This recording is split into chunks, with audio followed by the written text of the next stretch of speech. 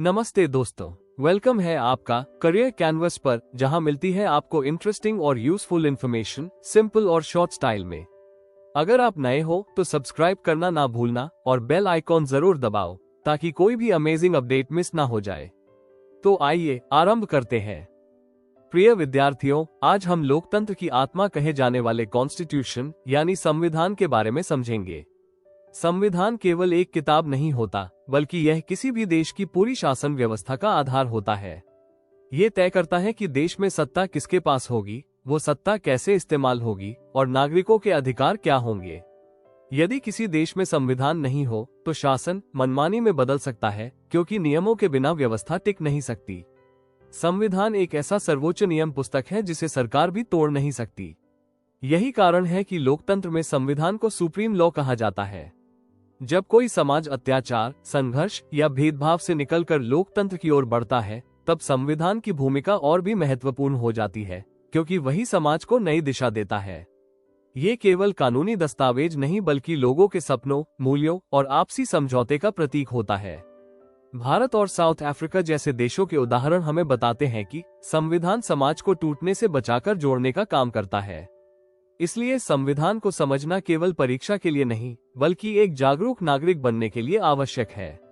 जब हम संविधान को समझते हैं, तब हम अपने अधिकार और कर्तव्य दोनों पहचानते हैं, और यही समझ एक मजबूत लोकतंत्र की नींव बनाती है। विद्यार्थियों, साउथ अफ्रीका का इतिहास हमें ये सिखाता है कि संविधान किस तरह एक टूटे हुए समाज को जोड़ सकता है। वहां एक समय अपार्टाइड नाम की व्यवस्था थी, जो नस्लीय भेदभाव पर आधारित थी। इस व्यवस्था में गोरे शासकों ने काले लोगों, रंगभेद झेलने वाले समुदायों और भारतीय मूल के लोगों के साथ अत्यंत अन्याय किया। उन्हें वोट देने का अधिकार नहीं था, अच्छे स्कूलों में पढ़ने की अनुमति नहीं थी, और अस्पताल, बस, समुद्र तट, यहाँ तक कि चर्च भी अलग अलग बनाए गए थे। कल्पना कीजिए, केवल त्वचा के रंग के कारण इंसानों को अलग कर दिया गया था। ये मानव गरिमा के खिलाफ सबसे बड़ा अन्याय था। इस अन्याय के विरुद्ध लोगों ने विरोध प्रदर्शन, मार्च और हड़तालें की, जिनका नेतृत्व मुख्य रूप से अफ्रीकन नेशनल कांग्रेस ने किया। लेकिन सरकार ने इन आंदोलनों को दबाने के लिए जेल, हिंसा और हत्या तक का सहारा लिया। इसी संघर्ष में एक नाम इतिहास में अमर हो गया, नेल्सन मंडेला। वे समानता और न्याय के प्रतीक बन गए। 1964 में उन्हें उम्रकैद की सजा दी गई और उन्होंने 27 वर्ष जेल में बिताए। सोचिए, कोई व्यक्ति अपने सिद्धांतों के लिए जीवन के इतने वर्ष कैद में बिताए। ये बताता है कि सच्चा लोकतंत्र त्याग और साहस से बनता है। जब वे जेल से बाहर आए, तब दुनिया को उम्मीद थी कि वे बदला लेंगे, लेकिन उन्होंने बदले की जगह मेल मिलाप और एकता का रास्ता चुना। यही उनकी महानता थी। लगातार विरोध और अंतर्राष्ट्रीय दबाव के कारण साउथ अफ्रीकन सरकार को समझ में आ गया कि अत्याचार के बल पर शासन हमेशा नहीं चल सकता। धीरे धीरे भेदभावपूर्ण कानून हटाए गए, राजनीतिक दलों पर लगे प्रतिबंध समाप्त हुए और बातचीत शुरू हुई। अंततः 26 अप्रैल 1994 को साउथ अफ्रीका में बहुनस्लीय लोकतांत्रिक चुनाव हुए और देश एक लोकतंत्र बन गया। इस प्रक्रिया की सबसे अद्भुत बात यह थी कि पहले जो लोग एक दूसरे के दुश्मन थे, शासक और शोषित, वही लोग मिलकर संविधान बनाने बैठे। उन्होंने तय किया कि नया देश किसी एक समूह का नहीं, बल्कि सबका होगा। जो संविधान बना, उसे दुनिया के सबसे श्रेष्ठ संविधानों में गिना जाता है, क्योंकि उसमें समानता, न्याय, मानव गरिमा और अधिकारों की व्यापक गारंटी दी गई। मंडेला ने इसे एक ऐसा समझौता कहा जो ये सुनिश्चित करेगा कि अतीत की क्रूरता कभी दोहराई न जाए। साउथ अफ्रीका को बाद में रेनबो नेशन कहा गया, क्योंकि वहां विभिन्न रंग, संस्कृतियां और समुदाय एक साथ रहने लगे। इस उदाहरण से हमें सबसे बड़ा पाठ यह मिलता है कि संविधान केवल नियमों का संग्रह नहीं होता, बल्कि यह समाज को जोड़ने वाला नैतिक व सामाजिक समझौता होता है। जब लोग अपने मतभेद भूलकर समान भविष्य के लिए मिलकर नियम बनाते हैं, तभी सच्चा लोकतंत्र जन्म लेता है। इसलिए विद्यार्थियों, साउथ अफ्रीका की कहानी हमें ये सिखाती है कि न्याय, समानता और भाईचारा केवल शब्द नहीं, बल्कि संविधान के माध्यम से जीवित रहने वाले आदर्श है। प्रिय विद्यार्थियों, अब हम समझते हैं कि किसी भी देश को संविधान की आवश्यकता क्यों होती है। समाज कभी भी एक जैसा नहीं होता, उसमें अलग अलग सोच, अलग अलग हित, अलग अलग वर्ग और अलग अलग विचारधाराएं होती है। जब इतने भिन्न लोग एक साथ रहते हैं, तो स्वाभाविक है कि मतभेद और टकराव की संभावना रहती है। यदि इन मतभेदों को संभालने के लिए कोई साझा नियम न हो, तो समाज में अराजकता फैल सकती है। यही कारण है कि कॉन्स्टिट्यूशन यानी संविधान आवश्यक होता है, क्योंकि यह ऐसे मूल नियम तय करता है जिन्हें समाज के सभी लोग स्वीकार करते हैं। यह नियम केवल सरकार के लिए नहीं बल्कि नागरिकों के लिए भी होते हैं, ताकि सभी एक ही व्यवस्था के अंतर्गत रहें और किसी के साथ अन्याय न हो। संविधान का पहला महत्वपूर्ण कार्य ये है कि यह विभिन्न समूहों के बीच विश्वास और समन्वय स्थापित करता है। जब लोगों को ये भरोसा होता है कि सभी के अधिकार सुरक्षित हैं और किसी के साथ भेदभाव नहीं होगा, तब समाज में शांति बनी रहती है। दूसरा कार्य ये है कि संविधान ये स्पष्ट करता है कि सरकार कैसे बनेगी, किसके पास कितनी शक्ति होगी और निर्णय लेने की प्रक्रिया क्या होगी। यदि यह सब पहले से तय न हो तो सत्ता के लिए संघर्ष और अस्थिरता बढ़ सकती है। तीसरा महत्वपूर्ण कार्य ये है कि संविधान सरकार की शक्ति को सीमित करता है और नागरिकों के अधिकारों की रक्षा करता है। इसका अर्थ यह है कि सरकार चाहे कितनी भी शक्तिशाली क्यों ना हो, वो संविधान से ऊपर नहीं होती। चौथा कार्य ये है कि संविधान लोगों की सामूहिक आकांक्षाओं को व्यक्त करता है, जैसे न्याय, समानता, स्वतंत्रता और सम्मान पर आधारित समाज बनाना।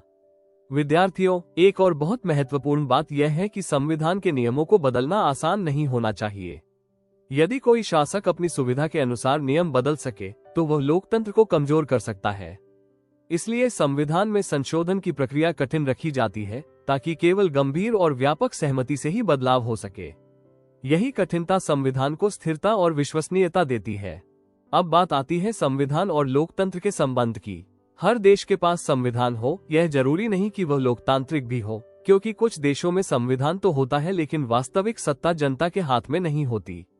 लेकिन इसके विपरीत हर लोकतांत्रिक देश के पास संविधान अवश्य होता है, क्योंकि लोकतंत्र नियमों और संस्थाओं पर चलता है, व्यक्तियों पर नहीं।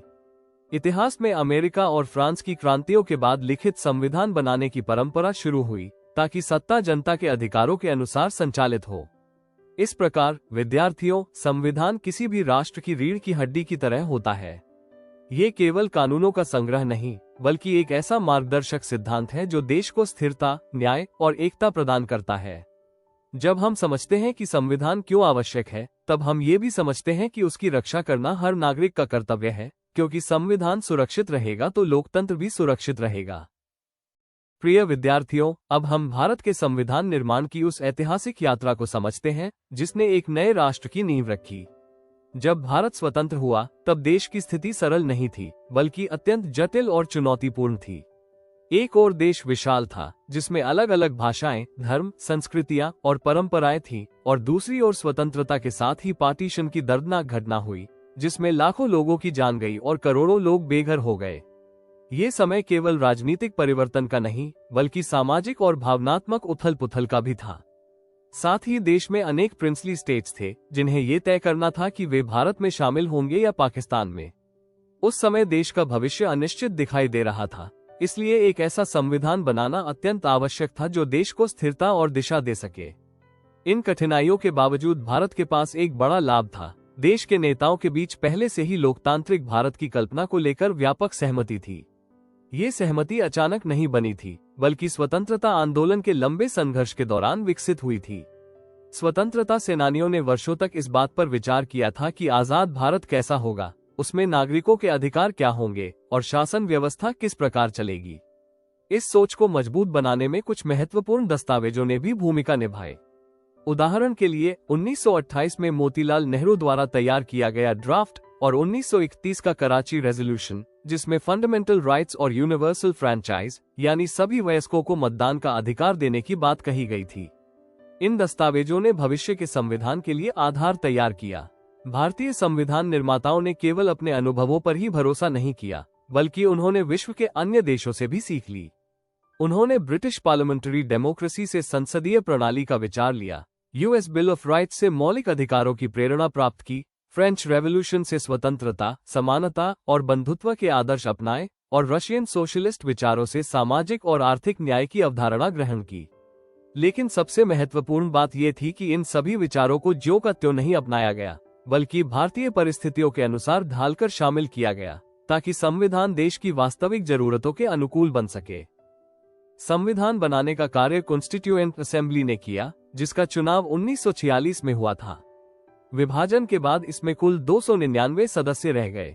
इस सभा ने 26 नवंबर 1949 को संविधान को स्वीकार किया और 26 जनवरी 1950 को ये लागू हुआ, जिसे हम आज रिपब्लिक डे के रूप में मनाते हैं।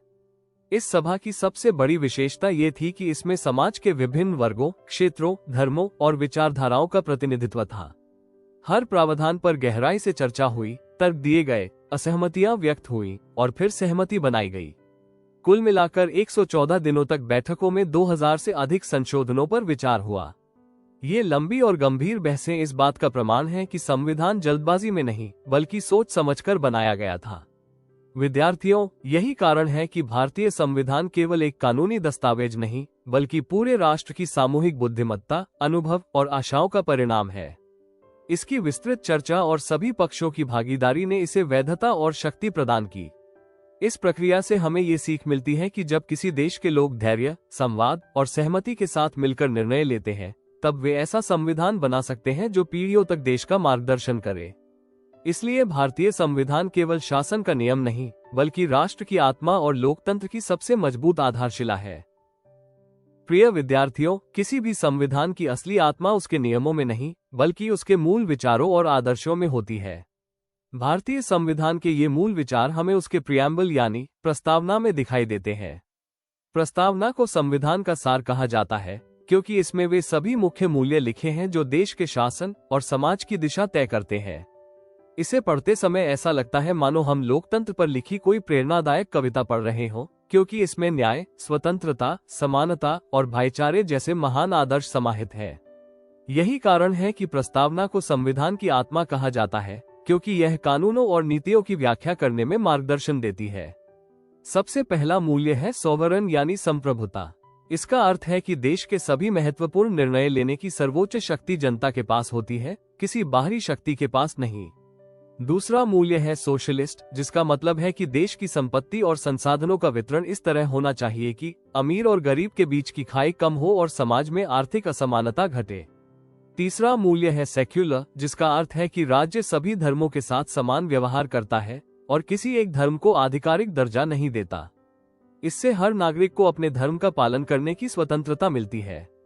चौथा मूल्य है डेमोक्रेटिक यानी लोकतांत्रिक व्यवस्था, जिसमें जनता अपने प्रतिनिधियों को चुनती है और जरूरत पड़ने पर उन्हें बदल भी सकती है। पांचवा मूल्य है रिपब्लिक, जिसका अर्थ है कि देश का प्रमुख वंशानुगत राजा नहीं, बल्कि जनता द्वारा चुना गया व्यक्ति होता है। प्रस्तावना केवल शासन की संरचना ही नहीं बताती, बल्कि वो उन आदर्शों का भी वादा करती है जिन्हें देश हासिल करना चाहता है। इसमें जस्टिस यानी न्याय की बात की गई है, सामाजिक, आर्थिक और राजनीतिक तीनों रूपों में। इसका अर्थ है कि हर व्यक्ति को समाज में सम्मान और अवसर मिले। फिर लिबर्टी यानी स्वतंत्रता का वादा है, विचार, अभिव्यक्ति, विश्वास और आस्था की स्वतंत्रता। इसके बाद इक्वालिटी यानी समानता का सिद्धांत है, जो कहता है कि सभी नागरिक कानून की नजर में बराबर हैं और सभी को समान अवसर मिलना चाहिए। अंत में फ्रेटर्निटी यानी भाईचारा है, जो देश की एकता और प्रत्येक व्यक्ति की गरिमा को बनाए रखने की प्रेरणा देता है। विद्यार्थियों, इन मूल्यों को समझना इसलिए महत्वपूर्ण है क्योंकि यही हमारे राष्ट्र की दिशा तय करते हैं। यदि सरकार कोई कानून बनाती है तो उसे इन आदर्शों के अनुरूप होना चाहिए। यदि कोई नीति इन मूल्यों के विरुद्ध जाती है तो उसे चुनौती दी जा सकती है। इस प्रकार प्रस्तावना केवल शुरुआत के शब्द नहीं, बल्कि पूरे संविधान की सोच और आत्मा का दर्पण है। इसलिए जब हम भारतीय संविधान के मार्गदर्शक मूल्यों को समझते हैं तो हम केवल शब्द नहीं पढ़ रहे होते, बल्कि उस सपने को समझ रहे होते हैं जिसे हमारे राष्ट्र निर्माताओं ने एक न्यायपूर्ण, समान और एकजुट भारत के रूप में देखा था। अब हम समझते हैं कि संविधान केवल आदर्शों और मूल्यों का संग्रह नहीं होता, बल्कि वो देश की संस्थाओं की संरचना भी तय करता है। किसी भी लोकतांत्रिक राष्ट्र को सही ढंग से चलाने के लिए स्पष्ट नियमों और संगठित संस्थाओं की आवश्यकता होती है, और यही काम संविधान करता है। भारतीय संविधान यह निर्धारित करता है कि शासकों का चुनाव किस प्रक्रिया से होगा, किस संस्था के पास कौन सी शक्ति होगी, और सरकार के अलग अलग अंग किस प्रकार एक दूसरे के साथ संतुलन बनाकर काम करेंगे। इससे शासन में स्पष्टता और स्थिरता बनी रहती है। संविधान ये भी सुनिश्चित करता है कि नागरिकों के अधिकार सुरक्षित रहें और कोई संस्था अपनी सीमा से बाहर जाकर मनमानी न कर सके। यदि सरकार गलत निर्णय लेती है तो संविधान में ऐसे प्रावधान होते हैं जिनसे उसे रोका या सुधारा जा सके। संविधान की एक और महत्वपूर्ण विशेषता यह है कि ये परिवर्तनशील समाज के अनुसार खुद को ढालने की क्षमता रखता है। भारत जैसे विशाल और विविध देश में समय के साथ परिस्थितियां बदलती रहती हैं, इसलिए संविधान में अमेंडमेंट यानी संशोधन की व्यवस्था रखी गई है। इसका अर्थ है कि जरूरत पड़ने पर नियमों में सुधार किया जा सकता है ताकि संविधान प्रासंगिक और प्रभावी बना रहे। लेकिन संशोधन की प्रक्रिया सरल नहीं होती, इसके लिए व्यापक सहमति और विशेष प्रक्रिया आवश्यक होती है। यही संतुलन संविधान को स्थिर भी बनाता है और लचीला भी। इस प्रकार संस्थागत संरचना संविधान को एक जीवंत दस्तावेज बनाती है जो देश को व्यवस्थित, न्यायपूर्ण और उत्तरदायी शासन प्रदान करता है। विद्यार्थियों, किसी भी विषय को गहराई से समझने के लिए उसके मुख्य शब्दों का सही अर्थ जानना बहुत आवश्यक होता है। संविधान अध्याय में कुछ ऐसे मूल शब्द हैं जिनकी स्पष्ट समझ हमें पूरे विषय को सरल बना देती है। सबसे पहला शब्द है कॉन्स्टिट्यूशन यानी संविधान। ये देश का सर्वोच्च कानून होता है जो राजनीति, शासन और समाज के संचालन के मूल नियम तय करता है। दूसरा शब्द है कॉन्स्टिट्यूएंट असेंबली यानी संविधान सभा, जो वह विशेष संस्था होती है जिसका कार्य संविधान का निर्माण करना होता है। भारत में यही सभा 1946 में गठित हुई थी और इसी ने संविधान तैयार किया। तीसरा शब्द है अमेंडमेंट, जिसका अर्थ है संविधान में बदलाव या संशोधन। यह इसलिए आवश्यक होता है ताकि समय के साथ समाज की नई आवश्यकताओं के अनुसार संविधान को अद्यतन किया जा सके। चौथा शब्द है प्रियम्बल यानी प्रस्तावना, जो संविधान का प्रारंभिक वक्तव्य होता है और उसके मूल आदर्शों तथा उद्देश्यों को व्यक्त करता है। ये हमें बताता है कि राष्ट्र किन सिद्धांतों पर आधारित है और उसका लक्ष्य कैसा समाज बनाना है। पांचवा शब्द है अपार्थाइड, जो साउथ अफ्रीका में लागू नस्लीय भेदभाव की नीति थी, जिसमें लोगों को उनके रंग के आधार पर अलग किया जाता था। इन शब्दों को समझना इसलिए जरूरी है क्योंकि ये केवल परिभाषाएं नहीं है, बल्कि पूरे संवैधानिक तंत्र की समझ की कुंजी है। जब विद्यार्थी इन शब्दों के अर्थ और संदर्भ को सही तरह समझ लेते हैं, तब उनके लिए संविधान की पूरी अवधारणा स्पष्ट और अर्थपूर्ण हो जाती है। इसलिए शब्दों की यह समझ ज्ञान का आधार बनती है, जिस पर पूरा विषय खड़ा होता है। प्रिय विद्यार्थियों, इस अध्याय से हमें ये स्पष्ट रूप से समझ में आता है कि संविधान केवल कानूनों की पुस्तक नहीं, बल्कि राष्ट्र का नैतिक और राजनीतिक आधार होता है। ये देश की आत्मा की तरह कार्य करता है, जो शासन को दिशा देता है और नागरिकों को अधिकारों की सुरक्षा प्रदान करता है। साउथ अफ्रीका और भारत के उदाहरण हमें सिखाते हैं कि संविधान अचानक नहीं बनता, वो संघर्ष, संवाद, समझौते और सामूहिक सपनों का परिणाम होता है। जब लोग मिलकर ये तय करते हैं कि उनका भविष्य कैसा होना चाहिए, तब संविधान उस सामूहिक इच्छा का लिखित रूप बन जाता है। एक उत्तम संविधान वही होता है जो शक्ति और जवाबदेही, स्वतंत्रता और जिम्मेदारी तथा विविधता और एकता के बीच संतुलन बनाए रखे। यदि केवल शक्ति हो और जवाबदेही ना हो तो शासन तानाशाही बन सकता है, और यदि केवल स्वतंत्रता हो लेकिन जिम्मेदारी ना हो तो समाज में अव्यवस्था फैल सकती है। इसलिए संविधान इन सबके बीच संतुलन स्थापित करता है। अंततः संविधान जनता की सामूहिक इच्छा का प्रतीक होता है और राष्ट्र के वर्तमान तथा भविष्य के लिए मार्गदर्शक कंपास की तरह कार्य करता है। यही कारण है कि संविधान का सम्मान करना और उसके सिद्धांतों को समझना हर नागरिक का कर्तव्य है, क्योंकि संविधान मजबूत होगा तो राष्ट्र भी मजबूत होगा। Thank you. अगर वीडियो पसंद आया हो तो एक लाइक जरूर कर देना और कमेंट में बताओ आपका क्या थॉट है। चैनल को सब्सक्राइब करो और शेयर करो अपने दोस्तों के साथ। नॉलेज बढ़ाओ फन के साथ। मिलते हैं नेक्स्ट वीडियो में, तब तक के लिए stay curious and keep learning and follow the career canvas, freedom to dream big.